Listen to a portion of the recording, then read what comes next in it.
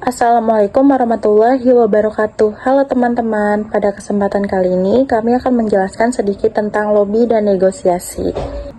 Lobby adalah cara kita membangun hubungan dan meyakinkan pihak lain untuk menerima usulan yang kita sampaikan.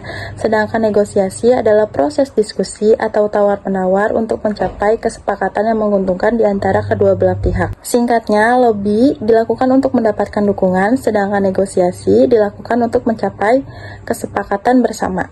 Nah, supaya bisa dipahami, selanjutnya teman-teman saya akan memperagakan contoh percakapan dan negosiasi dalam situasi bisnis online. Silakan simak. Teman-teman, misalnya kita punya bisnis hampers, terus lagi cari supaya kita untuk masak.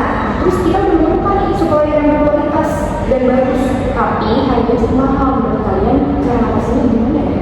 Kalau aku enggak ya, langsung mencari supplier lain. Aku akan mencoba melakukan lobby terlebih dahulu. Kita bisa menjelaskan bahwa usaha kita punya potensi yang berkembang untuk masa depan dan mungkin akan melakukan kemudian secara rutin dan langsung ke tokonya. Jadi kita tahu mau pakai barang yang mana yang bagus, kita tahu. Ya benar. Jadi kita nggak cuma minta harga yang murah, tapi kita juga bikin kualitas bahwa kerjasama ini bisa menguntungkan kedua belah pihak dalam jangka panjang.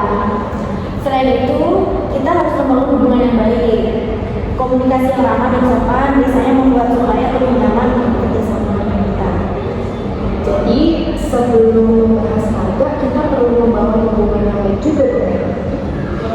Oke, bisa juga karena setelah itu kita baru masuk ke tahap negosiasi. Misalnya kita menyampaikan bahwa harga yang kita beli itu ditawarkan langsung barang-barang yang kita miliki, kayak sepertinya modal atau misalnya bahan-bahan yang sudah naik harganya. Jadi kalau misalnya kita beli kalau terjangkau ya akan dapat keuntungan nanti ke depannya seperti itu.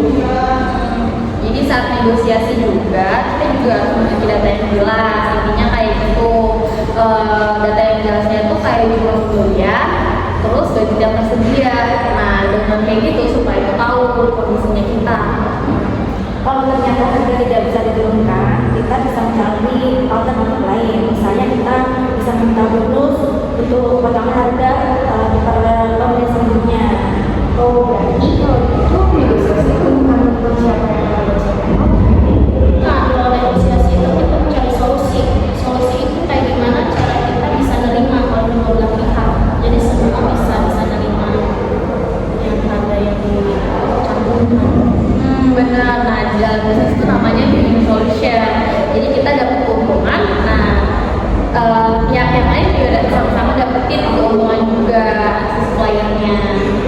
Karena itu kita harus menjaga komunikasi yang baik dan ramah dan profesional agar kerjasama ini bisa berlangsung